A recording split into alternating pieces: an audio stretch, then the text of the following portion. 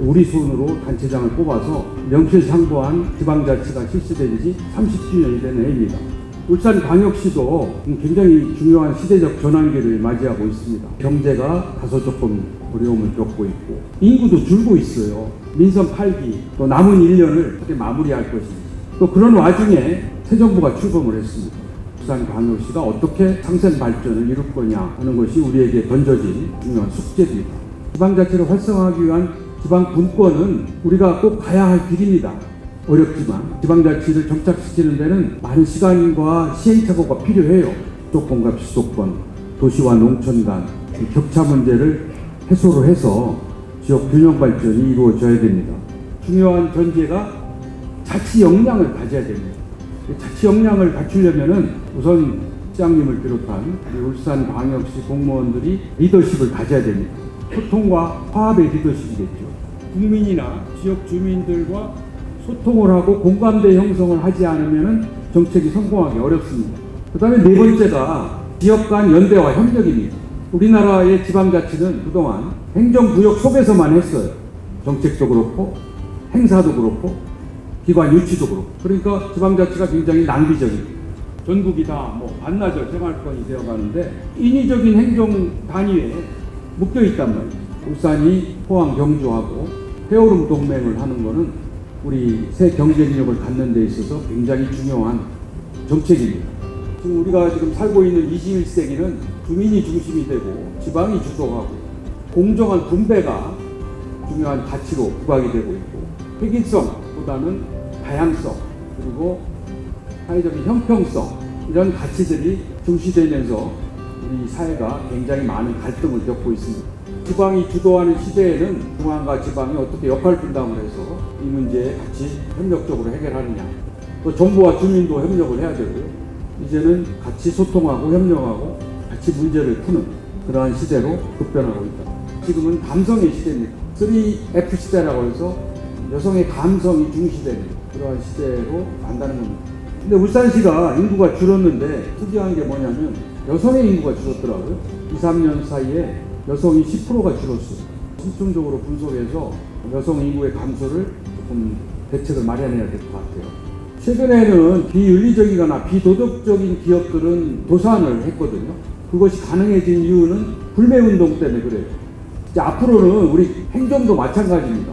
주민 위주의 행정이 안 된다든지 공정한 행정을 안 한다든지 또는 윤리적이지 않다든지 하면은 파산할 수 있습니다. 지난 10년, 20년 동안에 우리 사회가 굉장히 많은 문제를 안게 됐습니다. 국가 전체성, 특히 민주주의 체제가 상당히 지금 혼돈을 겪고 있습니다.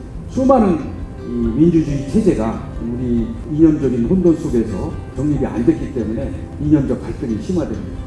그 다음에 우리나라의 국정 운영의 틀과 방식이 대통령 중심의 수직적 통제 체제 하에 국정이 운영됐었거든요.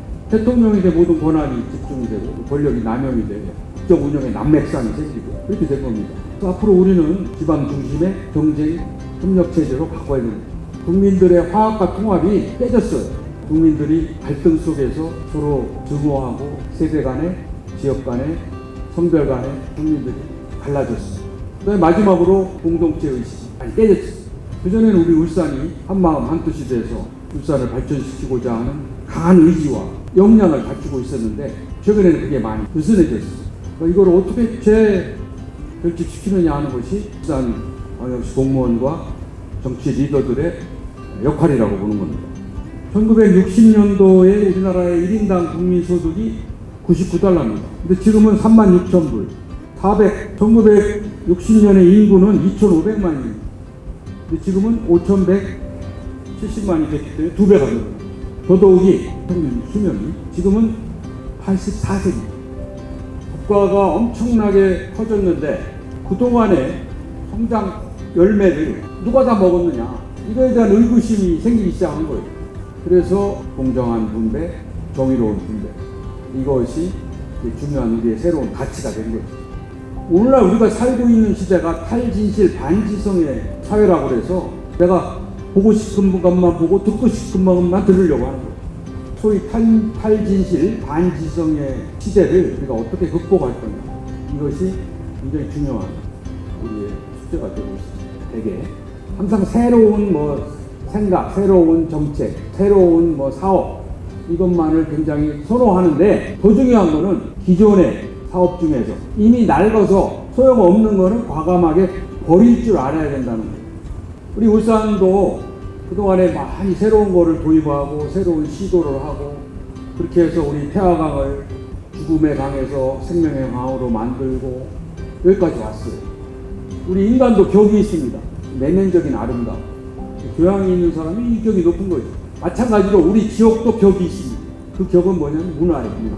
우리 울산만이 가지고 있는 이 문화적인 것을 우리가 지키고 또 새로 재개발하고 보양시켜서 울산의 문화를 높이는 것이 지역의 격을 높이는 게 됩니다.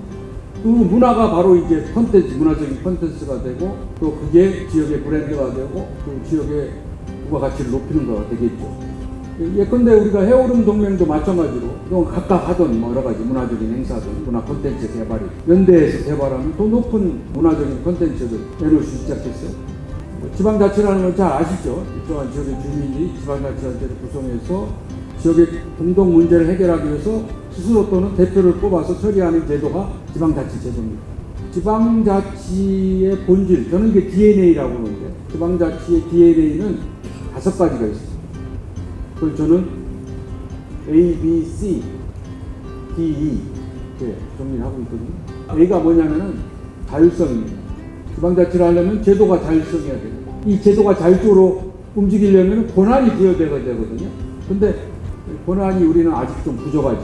자치입법권, 자치조직권, 자치행정권, 자치재정권이라는 4대 권한이 보장이 돼야 되는데 그게 아직 헌법이나 법적으로 잘 보장이 안 돼 있기 때문에 제도를 자율적으로 운영하는데 한계를 갖고 있습니다. 제도나 권한만 있어서는 안 되고 자치의식은 뭐냐면 권리의식이기도 하지만 책임의식입니다. 울산광역시의 권리를 보호하고 지키는 것도 중요한 자치의식입니다. 그리고 공동체의식이 있어요. 가치 문제를 푼다는 거. 그리고 또 중요한 게 이제 선거거든요. 그동안 30년 동안 8번의 선거를 했어요. 근데 지방선거가 정상적이지 못했습니다. 돈은 많이 쓰는데 성과는 굉장히 저조했어요. 선거를 통해서 인물 검증을 해야죠. 정책 경쟁을 해야죠. 근데 우리는 이걸 안 하죠. 지방선거도 중앙선거의 대리전 같이 정권의 견제냐, 정권의 안정이냐 이걸 가지고 선택의 기준으로 삼기 때문에 지방선거가 제 기능을 못하고 있어서 지방자치가 자리 잡는데 첫 단추를 잘못 끼고 C는 경쟁과 협력입니다. 우리가 해오름 동맹도 만들면 또 경쟁도 하고 협력을 해요. 거기서 생기는 갈등도 풀어야 돼요. 그 다음에 D는 분권, 권력 이양입니다. 중앙에서 지방으로 결정권이 넘어가야 되고 또 반내 분권이라고 해서 중앙에서 지방으로 권한이 넘어갔는데 예를 들어서 단체장이 다 권한을 가지면 안 된다는 거예요. 그 권한이 밑으로 내려와요. 담당자에게 내려오고 마지막으로 관의 권한이 민으로 넘어가야 돼요. 민도 결정할 수 있는 여지가 늘어나야 돼요. 그다음에 마지막으로 중요한 것 중에 하나가 이 지방자치는 말이죠. 민주주의 때는 할 수 없이 하는 제도가 아닙니다. 효율적이어야 돼요.